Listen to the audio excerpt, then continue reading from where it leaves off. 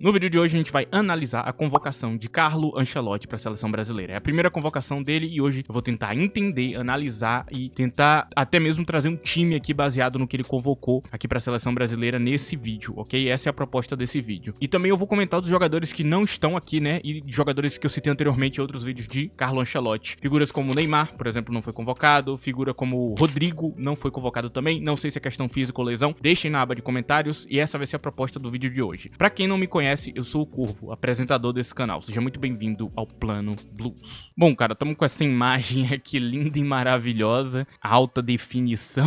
Eu sei, tá horrível isso aqui, mas foi a melhor imagem que eu achei e a gente vai falar sobre todo mundo aqui. Tem os nomes convocados, como vocês podem ver, muitos jogadores que estão hoje em grande cenário, né, em grande ascensão. Tem muita gente reclamando, por exemplo, de Marquinhos do Paris Saint-Germain, que tá na final da Champions League. Seria assustador ele não convocar, né? No gol ele escolheu Alisson, né, do Liverpool, Bento do Al Nassr e Hugo Souza do Corinthians. Eu gostei muito de ver o Hugo Souza do Corinthians aqui, ó. É um goleiro que eu tenho curiosidade na seleção brasileira. Bento, nem tanto. Eu acho que não só ele tá lá num time meio aleatório, como nas últimas vezes que eu pesquisei sobre ele, a galera tava falando que ele tava indo mal por lá, então não sei, cara. Não fui acompanhar porque eu não assisto o jogo do Al Nassr, mas não me passa nenhuma segurança, então particularmente eu não gostei muito da convocação dele aqui, já deixo isso bem claro. Mas eu entendo que são nomes que ele vai testar, né? Ele vai tentar entender esses goleiros aqui e testar. Uma coisa, por exemplo, que Thomas Tuchel tá fazendo na Inglaterra. Vários nomes que ele convocou foi pra testar. Provavelmente na próxima convocação vai ser diferente. Ele quer conhecer o jogador, ele quer conversar e entender o que o cara é capaz de fazer, se o cara consegue entender o esquema tático. Até por isso, alguns laterais aqui e alguns laterais que talvez tenham uma idade mais avançada e algumas pessoas não gostem. Mas enfim, temos Alexandro do Flamengo, Carlos Augusto da Inter de Milão, Wanderson do Mônaco e Wesley do Flamengo. Vamos lá, vou te apresentar o bastidor aqui do canal. Quando eu tava montando meu primeiro elenco, o nome que mais me veio à mente na lateral direita foi Wesley do Flamengo. Eu não o escolhi por causa da idade. Eu não sei se o Ancelotti ia gostar de um jogador tão novo que talvez não saiba fazer tudo o que ele quer. Provavelmente ele deve testar o Wesley nessa parte mesmo, cara, na inteligência dele de jogo. Deve tentar dar instrução, mas não existe um milagre. Se ele não conseguir encaixar, ele não vai jogar. Wanderson eu não tenho dúvida, porque ele já joga num esquema tático muito à frente do tempo, assim. O treinador que ele tem atualmente é um cara que taticamente é muito bom, o tal do Adi Hütter, né? Então, provavelmente não vai ser um desafio pra ele. Nós temos Carlos Augusto aqui, que também joga na zaga, né? Então é um cara que também tem esse padrão mais defensivo e foi o que ele trouxe, né? Alexandro sempre foi muito bom defensivamente falando. Agora, Alexandro tá um pouco mais velho, não é uma convocação que eu goste tanto, porque os últimos recortes dele na Juventus foi bem ruim. Eu não gostei dos jogos dele, mas agora no Flamengo ele tá voando, mas é porque é o Brasileirão. A galera que sai da Europa, que tá jogando nada lá, joga bem no Brasileirão, já vi isso 1 milhão de vezes, então não é um padrão assim que me impressione, mas talvez pela idade, por ele já conhecer o jogador, talvez até admirar o jogador, ele trouxe pra ver do que era capaz, né, pra ver se ele consegue se encaixar. Não sei se vai, ok? Gostei de ter o Wesley aqui, deixo isso bem claro, porque é um jogador que é muito bom, assim, é um jogador que tem muita qualidade ali, que talvez sendo treinado por Ancelotti possa funcionar bem. Aí nós temos Alexandro do Lille, eu tinha falado um pouquinho sobre ele, eu elogiei bastante, né, no meu primeiro vídeo. Léo Ortiz, Marquinhos, Beraldo e Danilo. Gosto do Danilo zagueiro, não gosto do Danilo lateral. Por isso não o coloquei, apesar dele ser um lateral defensivo. Acho o Danilo lateral uma grandiosa merda. Não vou retirar essas palavras aqui. Não acho legal pra seleção. Até hoje eu não gostei de nenhuma atuação dele na lateral. Como zagueiro, na Juventus, ele era bom. Eu gostava particularmente, né? Que ele formava ali o trio de zaga na época de Alegre. Pra galera que acompanhou sabe do que eu tô falando. Enfim, é um cara que tá mais velho, claramente perdeu rendimento, mas na zaga não é tão problemático porque ele tem uma boa leitura. Aí nós temos Beraldo e Marquinhos, que são muito bons também. Considerei bastante Beraldo no início. Não pensei que ele ia convocar, porque Beraldo não apresenta padrões incríveis, assim, físicos, mas Beraldo é rápido e Beraldo tem um jogo moderno muito bom. Talvez ele possa explorar essas capacidades dele até na lateral, né? Ele pode ser adaptado na lateral. Então é um jogador interessante aqui. E nós temos o Léo Ortiz, que mais pra frente eu vou falar sobre ele, porque essa convocação aqui é muito interessante, né? Eu citei ele brevemente, eu acho que você já sabe do que eu vou falar. Alexandro falando novamente, cara, ele vem pra ser meio que um rastreador aí e vai ser provavelmente titular. Eu acredito que ele deve ser titular no jogo, hein? Eu acho que ele vem pra jogar, porque eu já falei, esse jogador, ele é bom, ele só é desconhecido. É um brasileiro aí que quem teve o prazer de acompanhar sabe do que eu tô falando. Teve jogos dele que eu assisti, cara, na Ligue 1, que ele conseguia perseguir jogadores muito rápidos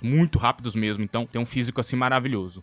No meio de campo nós temos Andreas Pereira, que eu falei que era uma opção pra uma espécie de Toni Kroos, hein? Mas não acho que vai ser isso mesmo. Enfim, vai ser só um cara criativo ali no meio de campo. Andrei Santos, já imaginava, né? Um jogador de muita qualidade, vai ser provavelmente o reserva de Casemiro, que tá aqui também, né? Casemiro do Manchester United. Gerson do Flamengo, me surpreendeu, não era o nome que eu esperava aqui. Ederson da Atalanta também me surpreendeu bastante, pode ser coisa da comissão técnica, que é testar os caras ali. E por último, Bruno Guimarães, que apesar de eu ter tirado ele da lista, né? Nosso querido Bruno Guimarães do Newcastle, é um jogador que eu falei que tinha padrões ali que talvez ele utilize, porque ele pode ser um substituto para um Valverde, né? É um jogador que ele utilizou bastante. Então, eu já imagino na casa do que pode rolar aqui no esquema tático. Mais pra frente, quando eu mostrar o elenco, provavelmente vocês vão entender do que eu tô falando. Aí no ataque nós temos Antony, do Real Betis, Estevão do Palmeiras, Rafinha do Barcelona, Gabriel Martinelli do Arsenal, Matheus Cunha do Wolverhampton, Vinícius Júnior do Real Madrid e Richarlison do Tottenham. Ok, Richarlison é escolha estranha e ele não trouxe outro cabeceador além de Richarlison, o que é um indicativo esquisito, né? Talvez ele use mais no final do jogo como ele usava o tal do Roselu, né? Que entrava no final do jogo e mudava a formação. Era uma estratégia dele com o Roselu, então talvez Richarlison venha pra jogar menos minutos. Mas se Richarlison se lesionar, talvez ele tenha que puxar um cara. E aí fica na casa do que eu falei naquele vídeo, aqueles nomes que eu citei no vídeo anterior. Aqui a gente tem no ataque Antony, Estevão e Rafinha pra direita do campo, Martinelli, Matheus Cunha e Vinícius Júnior pra esquerda do campo. Achei a convocação de Martinelli um pouco estranha. É um nome que eu não esperava ver na convocação dele. Apesar de encaixar bem, ele é um trabalhador em campo. Martinelli tem tudo que precisa com o Ancelotti, mas tem jogadores em melhor fase que jogam melhor que ele e que tem mais a ver com o treinador. Então eu não imaginava ver esse cara aqui, cara, mas ele tá, né? Ele tá na convocação, o que é bem estranho, mas vamos ver no que é que vai dar, vamos ver que plano que ele tem pra Martinelli, ou se ele só quer entender quem é o jogador, né? Acho que muita convocação que tem aqui, talvez sejam jogadores que ele quer entender, que ele acha que tem potencial pra jogar com ele e que ele trouxe. Então basicamente é isso, cara. Eu não desgostei nem gostei da convocação. Tem nomes aqui que eu achei estranho, mas pode ser que o treinador tenha um plano ou pelo menos um objetivo com estes jogadores que ele convocou pra tentar pelo menos entender eles. E cara, aqui antes de eu mostrar o elenco montado de fato, eu preciso falar pra vocês de algumas coisas importantes, né? A primeira delas é um questionamento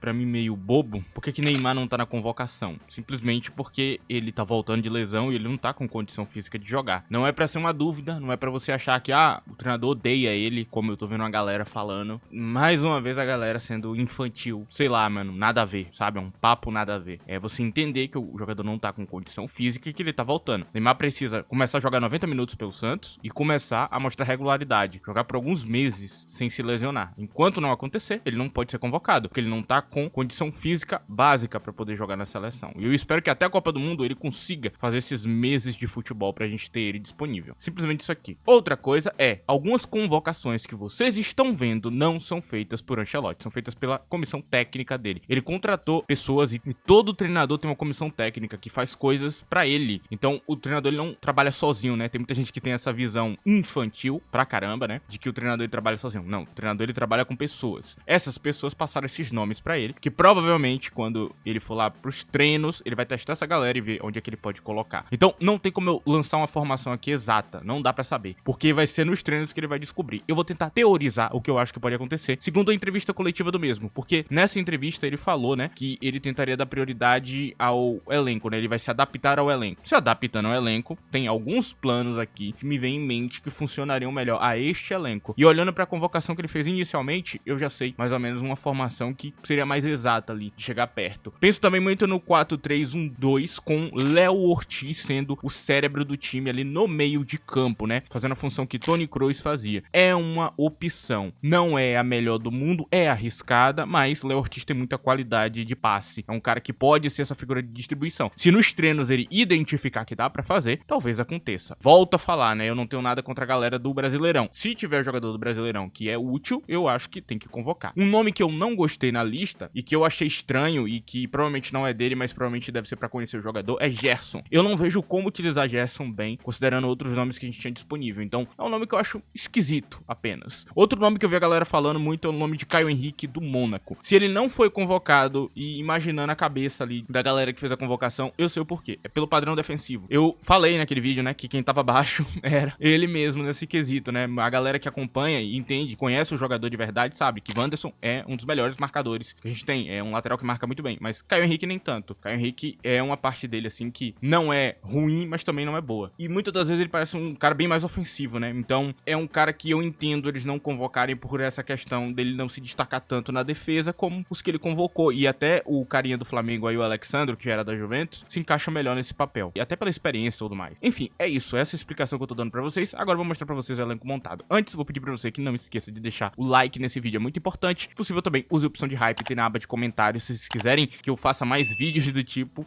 o apoio de vocês, é a galera que apoia o canal que vai fazer acontecer. E se você quiser ter um contato maior comigo, me siga no meu Twitter, @ddcorvo. Inclusive lá eu já tava comentando sobre a convocação, teorizando coisas por lá. E agora eu vou mostrar pra vocês qual é a formação e o que eu imagino que vai ser o plano de jogo baseado no que ele já fez no passado. Bom, aqui tá o elenco montado, tem as peças aqui, eu vou explicar como vai funcionar cada coisa, até pelos laterais que ele escolheu, eu vou tentar dar mais ou menos o que eu tô pensando que ele vai fazer, né? Nós temos aqui no gol Alisson e Hugo Souza. Eu não daria prioridade a Bento, eu acho que o Hugo Souza merece mais oportunidade. Bento tá jogando numa liga meio nada a ver, eu nem sei porque ele foi convocado, talvez a galera queira que Ancelotti conheça ele, né, como uma opção, e talvez seja isso, né, que esteja por trás da convocação dele. Nós temos Marquinhos e Léo Ortiz na direita do campo como zagueiro, e na esquerda da zaga Alexandro do Lille e Lucas Beraldo. Beraldo é muito talentoso e ele é meio mal visto aqui no Brasil, eu sei lá o porquê, eu não entendo, né, porque quando ele tava no São Paulo ele era super hypado, mas aí ele foi jogar no PSG, a galera vê ele com maus olhos, o que é estranho, porque ele é um dos jovens que mais deu certo no PSG, cara. Ele ganhou ótimas oportunidades e rendeu nelas. É um jogador que pode até ser adaptado na lateral também, se precisar. Jogador interessante. Ortiz pode ser usado no meio de campo também, como eu já falei. É uma opção sólida pro meio de campo, que talvez seja onde ele vai ser utilizado, ok? Se for para um 4-3-3, por exemplo, não esse 4-4-2, que é uma das formações mais utilizadas também de Ancelotti, então é possível que aconteça, né? Nós temos Wanderson e Wesley na lateral, Carlos Augusto e Alexandro na lateral esquerda, né? E são opções interessantes aqui, vocês vão entender mais pra frente o porquê. Aí nós temos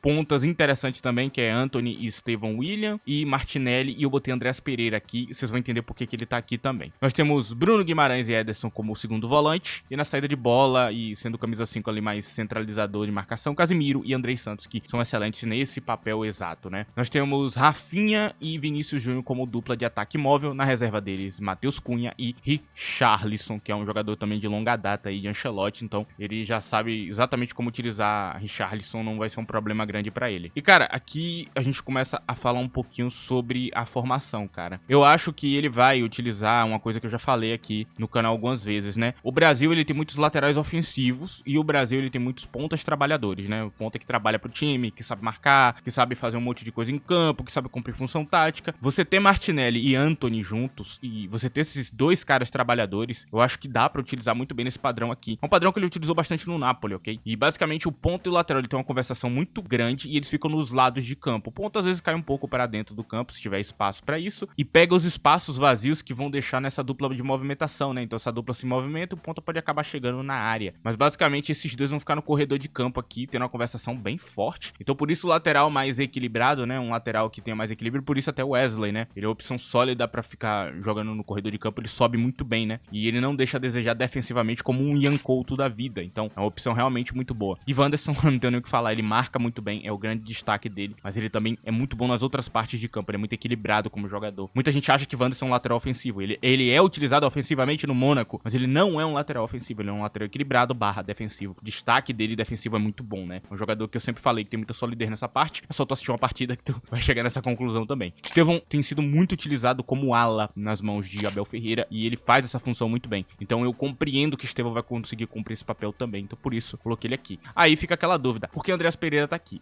Existe um plano no time do Real Madrid, né, que é o 4-4-2, que não é 4-4-2. Basicamente, Bellingham, ele joga como um ponta na fase de defesa e na fase de ataque ele vira um meia. Então vira um 4-3-3. Esse ponta, né, da direita, ele faz isso aqui. É isso, basicamente, o plano, né? Vira uma espécie de 4-3-3. É interessante, né? Normalmente essa figura aqui é Mbappé, né? Mas pode ser Rafinha também, pode ser Richarlison. Enfim, a depender de quem tiver disponível na hora. E basicamente este plano pode acontecer também, esse 4-3-3, que é 4-4-2 na defesa, que é um dos que ele mais utilizou nos últimos tempos. Então, Andreas Pereira pode fazer isso, além de chegar no fim do jogo lá e ficar como ponta mesmo. Ele também consegue cumprir o papel, é um ponta mais defensivo, então não imaginem nada de exagerado, né? Então vai ser um ataque móvel. Eu acho que é uma das melhores formas de utilizar os jogadores que a gente tem no Brasil, e provavelmente deve ser os planos iniciais dele ali, começar com esse tipo de formação. Ele evidentemente também pode usar um 4-2-3-1 padrão ali, mas esse plano é muito bom por um motivo específico, né? Ele utiliza melhor o que os jogadores da gente têm pra oferecer. Esse era um plano que ele usava no Napoli, que era mais direto, mais objetivo. O jogo passava talvez um pouco menos no meio de campo, então vai ficar um pouco mais nos lados de campo, né? Utilizando esses jogadores de ataque para poder complementar essa movimentação no lado de campo. E o jogo por dentro é mais rápido, é um jogo menos elaborado, ok? Dentro no meio de campo. Então basicamente vai ser isso, tá ligado? É uma forma de utilizar. Ele pode utilizar muitos outros padrões, cara. Existem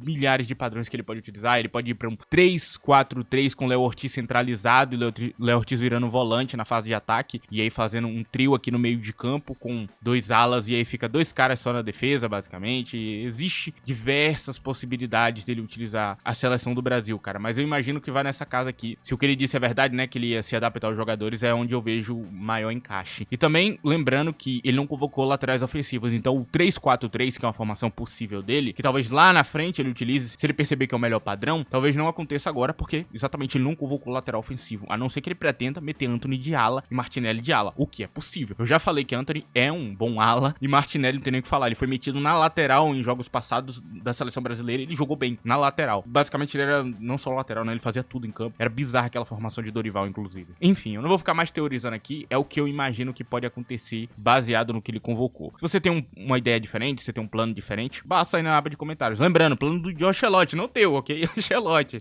Eu tô comentando do que ele faz em campo. Tem muita gente que confunde isso, né? Tem uma galera que acha que eu escolho a formação, Não, cara, eu não escolho nada. Eu pego o que o treinador faz, interpreto, entendo e passo pra vocês as informações mastigadas, com uma outra linguagem, né? Que não é aquela linguagem chata de quando você vai estudar futebol, que é uma chatice de pesquisar, ok? Pra galera que sabe do que eu tô falando, já deve estar entendendo o que eu tô falando, né? Aquela quantidade absurda de termo técnico. Eu simplifico esses termos, né? Tento usar termos mais simples para que vocês consigam entender o que tá acontecendo de fato em campo. Então, é o que eu faço aqui, eu não invento formação, né? Tem muita gente que acha que, nossa, tu pegou essa formação e tirou da cabeça. Não, cara, é o treinador que utiliza. Você só não viu épocas passadas dele aí, você provavelmente não sabe que é um plano dele também. É isso, cara. Basicamente é essas informações que eu tenho pra passar pra vocês. Esse foi o vídeo de hoje. Tentei dar um pouco de opinião, tentei também entender um pouco o lado do treinador e o lado de quem tá convocando também junto com ele ali, a equipe técnica. Volto a repetir, o treinador não treina sozinho, rapaziada. Largue esse pensamento infantil de que o cara trabalha sozinho e tudo é fiesta. Não é assim que funciona não, mano. É bem mais complicado do que o que vocês pensam. Enfim, cara, o vídeo de hoje acaba por aqui. Agradeço a presença de todos, agradeço a você que ajudou o vídeo de qualquer maneira que fosse, com like, com hype, com compartilhamento, qualquer coisa, cara, que você possa ajudar o vídeo, eu já agradeço. É isso,